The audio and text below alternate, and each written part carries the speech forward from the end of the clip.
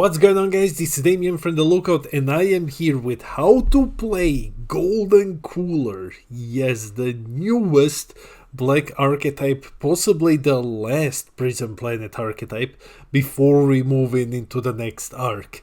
So yeah, I think this deck is kinda cool.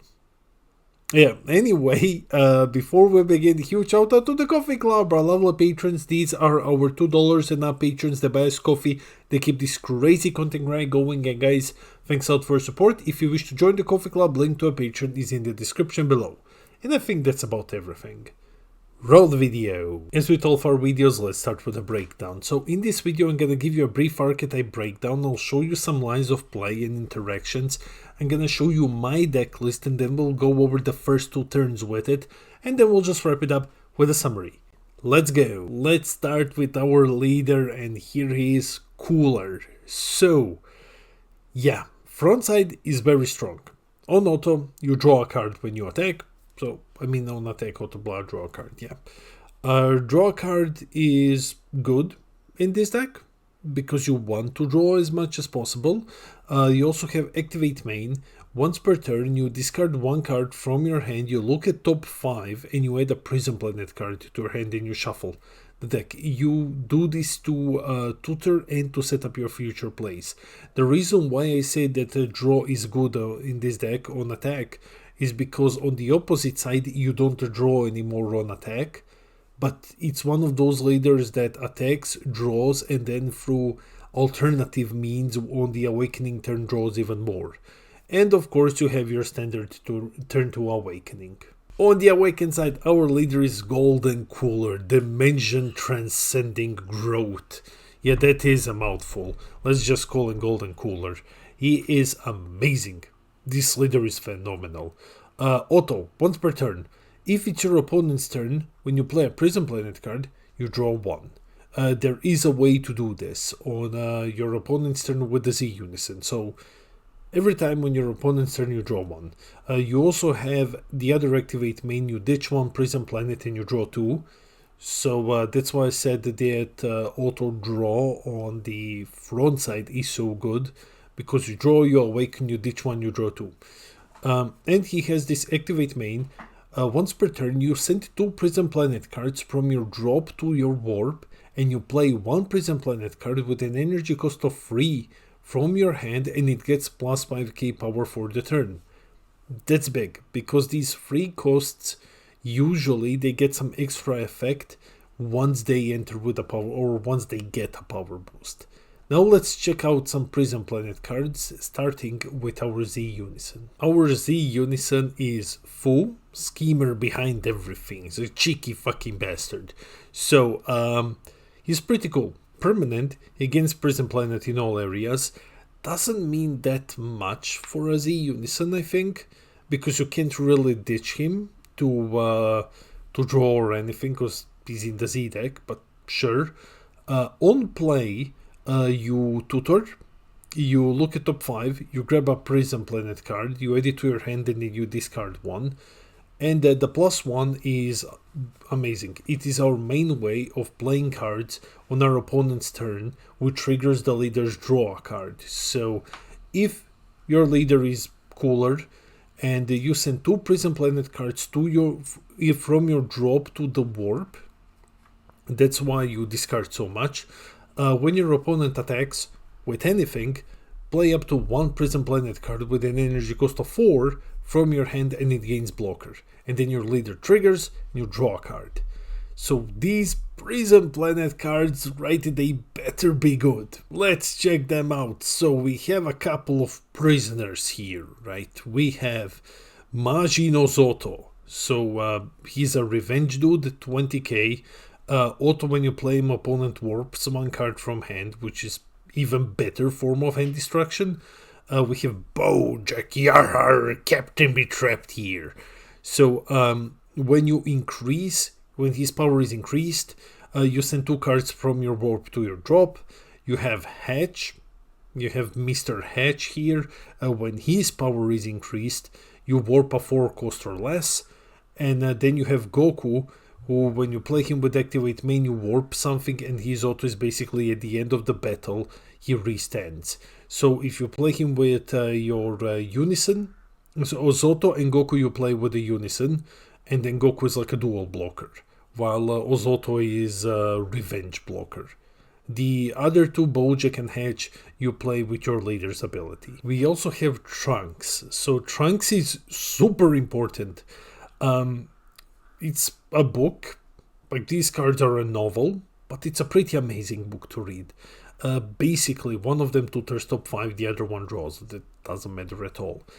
It's this ability. Basically, what he says is when you send him from the drop to warp, you remove him from the warp, you remove him from the game, and then you give one of your cards plus 5k for the turn.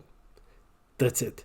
You can only use one Trunks per turn, but you can buff any card, including your leader, including your Prison Planet cards, which your free costs, which benefit when they are buffed. You can do this on your opponent's turn by removing him with the Z Unison, so there is a lot that you can do with these Trunks. You just need to keep that in mind, that you can actually just keep doing this. You do this like 8 times per game, because you run 8 copies of these, and yeah, Trunks is amazing. So basically you need to keep in mind that you can do this on either player's turn. On your opponent's turn, when they attack, you activate Fu, you warp 2 cards from your drop, one of them is Trunks, and then Trunks' auto triggers gives plus 5k to either one of your free costs, or gives it to your leader. I think it can also give to the Unison as well. So it's a good way to actually make your leader, let's say, like 20k on defense. That's great. On your turn, you trigger the Trunks with the leader's effect, because you send with activate main, you send 2 Prison Planet cards from the drop to warp to play something for free, and then you just do this with Trunks. You will see this on the turn breakdown, basically. Let's go back to talking about prisoners. So now that you know how Trunks works, basically you have these 3 dudes. Cooler. Cooler is cool. He looks at like top 3, he grabs you one of your Prison Planet cards and then bottom decks the rest. Bojack and Hatch, all of them trigger when you buff them by plus 5k. So you can either trigger them with your leader's ability, you just play them with plus 5, or if you already have them on the field, you can use your leader's ability to warp Trunks and then to buff one of them, and then you will trigger them again. Keep in mind, you don't need this auto isn't on play. It's not like they need to enter with plus 5k, they just need to see the buff, and then the once per turn effect goes off. Another really good card is Setup Battle. So you run like 3 to 4 of them, depending on your build. It's a counterplay. First off, for free, it has Prison Planet in all areas, so you can ditch it if you want to draw 2. Activate Battle, you choose one of your cards and it gets plus 5k for the battle. That's great because you just trigger one of your effects for free. However, the big deal here is the counterplay. Limit 1 for 1 black if your leader is Cooler and you send 4 Prison Planet cards from your drop to its owner's warp. So it is a bit expensive, you need to send 4 to the warp. You play 1 Prison Planet card with a cost of 4 from your hand and it gains Barrier and Blocker. So that's the way to play the 4 costs during your opponent's turn. So Ozoto will become Revenge Barrier Blocker, which is amazing. Goku becomes Barrier Dual Blocker, and Cooler just becomes, when you play him, he buffs something by plus 5k, so he becomes a 30k Barrier Blocker. Yeah, that's a pretty neat combo, and worst case, you can just use it as Activate Battle to buff something. Let's say you buff Hatch and you warp a card on your opponent's turn. We have 2 Coolers in the deck, and both of them are pretty decent. So this is the better one by far, because the other one is super expensive. This is an amazing generic black card. You pay 1 energy. If you have 3 or more, you warp one of your opponent's cards and you just play him from hand. So he's pay 1, warp something. Keep in mind, that the warp only works if you play him with activate main. So if you cheat him out with your leader, you're not getting the warp effect. And when he's played, you send 2 black battle cards from your warp back into your drop. So you just send 2 Prison Planet cards so that you can use them again with your leader. And then you choose one of your black cards, any card, and it gains plus 5k for the turn. You can make him 30k, you can make your Unison 20, you can make your leader 20. You can just target one of your free drops and get a Roto again. So yeah, it's a very, very strong card. Plus it's generic, which is insane. Like, it is a generic card, so you will be seeing this in some other black decks as well. Finally, we have the Boss Monster, and it's a really, really good defensive card. Offensively, it's not that good, but defensively, yeah, he's okay. However, he costs 3, and that's awful. Like, Bandai should have made this one cost 2 instead of 3. 3 is such a tall order to pay. Like, 3 is a lot. But then again, you need to look at this a bit differently. Initially, you might think like, this is way too much. This is just shit. It's unplayable. However, you can do this on turn 3 because basically, just as if your leader is black, you place 2 black battle cards from your warp into the drop and you play him. And that's it. You need to look at it in a way that Golden Cooler can play cards for free. So it's not like you have completely tapped out. You play the Boss Monster, you used your leader's effect. The noises that you have heard is Eevee just saying that this is bullshit and knocking down everything. And the biggest issue with the card is like, yeah, it costs much, but there is a way to go around it. However, what does he do? Auto, you play him, you warp something, ignoring barrier, and then until the end of your opponent's turn, they can't attack with cards other than their leader unless they warp 1 from hand each time. That's very strong. That's like exceptionally powerful. It's not super good against some decks. Gogeta is still gonna swing at you twice. Android Super 17 is still gonna swing at you 2 or 3 times. But outside of those like very niche very niche situations, the ability is pretty okay. Like, the floodgate is pretty good. It's not gonna stop your opponent from beating you senseless. I mean, if they're going for game, they're just gonna sacrifice cards from hand, but it is a very strong defensive ability. And it also feels like this card will be much better in Hatch. It will be amazing in Hatch or in Cumber, because Cumber is very, very survivable deck rather than here. But basically, time will tell, because even with your ability to free play things on your turn and on your opponent's turn, you have still tapped out. So you can't use like Petrification or something. So yeah. Okay everyone, you know the drill. I am back with Deck Planet, the best deck builder in the world, and here is my list that I am testing out now, and I actually do like it quite a lot. So you're running 8 of Trunkses because you need to run 8 of Trunkses. I'm not running Hatch at all. I think Hatch is the worst one when it comes to these free drops because he only warps 4 or less, while the other ones can just warp something without restrictions. Only 3 copies of Cooler. This is more due to deck space than anything. As you can see, running 51 cards. 4 copies of the SR. The SR is amazing. You need to run 4 copies of it. I think that running any less is a mistake. You pay 1, you just warp anything. Pay 1, warp anything, set up your drop so that you can use the leader's ability again and buff something by plus 5k. That's awesome. When it comes to the Boss Monster, I'm running only 3 copies. I'm not sold on the idea of 4. I think 3 is fine. So it's still expensive. It's still an expensive card. 4 copies of Cumber because Cumber is amazing. We have some barrier removal plus additional push because it can be a double strike. We have the Fu here to work with Cumber. 4 of the bullshit card. 1 beyond all limits. 1 evil Saiyan. Keep in mind though, there is, by the time you're watching this video, there has been a ban list. some things might change. I am filming this days in advance. So, anyway, Evil Saiyan, free setup battles. I love setup battle. This card is awesome. 2 petrifications and 2 supports. When it comes to the Z deck, well, here it is. You absolutely must run 4 copies of the Z Unison. You can't not run 4 copies of the Z Unison. Because it's just so big in the deck and it allows you to draw with your leader.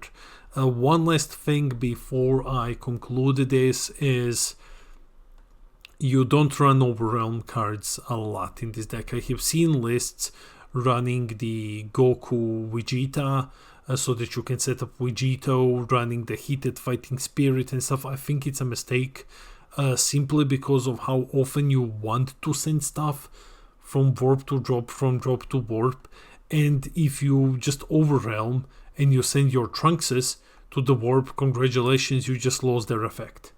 So you don't want a lot of overwhelm cards. I think this is okay. So yeah, that's the deck list. Now let's go over your first 2 turns. It's time to check out the gameplay too, because I'm a bit lazy to do this and I'm in a rush. By the time that you're watching this video, I'm not even home in Denmark, so I'm on vacation and you're still getting almost daily videos. Basically, your first couple of turns are pretty standard, but nevertheless we'll go over turns 1 and 2. As always, we'll be assuming that you're using the provided deck list and that you're going first. Okay, now let's see what Golden Cooler can do. Turn 1, the usual setup. Okay, so you start, charge 1, you use active main, you pitch, let's say, the Bojack, search top 5, let's say you get Ozoto. You add him to your hand, you shuffle the deck, and then you pay 1, you play the Trunks, this one that just draws, it can be even the other one. You draw 1 and you pass the turn. Turn 2, it's time to awaken. You start, you charge 1, draw 1, active main, let's say you pitch the Trunks, search top 5, you need 1 Trunks in the drop. Add Cooler, let's say, to your hand. Now you pay 2 and 1 Z energy. You tap out to play Fu. Fu's auto triggers. You add, let's say, this Goku. You tutor and let's say you get Goku. You add him to hand, you discard 1. Then you attack with Cooler. Auto triggers, you draw 1 and now you awaken. You draw 1 again. You restand 1 energy and you go down to 6 lives. And then you let the attack resolve. Now you use your activate main, you discard 1 to draw 2. Then you pay 1, that's your last energy, to play the Bojack, and now it's free play time. You use your activate main to send 2 cards to the drop, one of them needs to be Trunks. Then Trunks' auto will trigger and he will give a card plus 5k. You target Bojack, his auto triggers and he sends 2 cards from the warp back to the drop, that's gonna be 1 now because Trunks got removed. Then with your leader's effect, you play Cooler, he enters with plus 5k power, his auto triggers, you tutor top 3, and now you attack with everything and pass the turn. So you'll attack 15k with Unison, 20k with Bojack, 20k with Cooler, and you've already attacked 15 with your leader. Not bad. Before we end the video, let's quickly jump into the summary. Golden Cooler looks really cool. Anyway, I'll see myself out. The deck has some amazing defensive options, but it lacks when it comes to offense. Though you can really swarm the board, nothing has any sort of protection, so most of it will just get removed and die to floodgates. When I say lack of offense, it's not that you can't swarm your field. It's a lot of the things are just like single strike up to 20ks. That's not so much, plus they're just 20ks on your turn. If you use like Trunks and everything else, let's say against a deck like it could, they'll just get deleted instantly. There's a lot of decision making here regarding sequencing and keeping cards in hand. There is a lot of skill here when it comes to sequencing, to knowing what to pitch when and what to keep for your free plays, and then how to dance between cards being sent to the drop and warp. When do you send your Trunks? What do you buff with it? In which order to get which triggers? So yeah, there is a lot of decision making here. It falls short when compared to other black decks. Vegito, Goku and SSG Trunks are still infinitely better than Cooler. but you can say that Hatch is better, Cumber is probably better, but you can say that it's like around like the 6th best black deck. But it's still fun to play, it's really fun to play, and I recommend giving it a go. That's it for the video, let me know in the comments below, will you give this deck a try? Have you already tried Golden Cooler? How do you feel about this deck? Do you feel that it's bad? Do you feel that it's really good?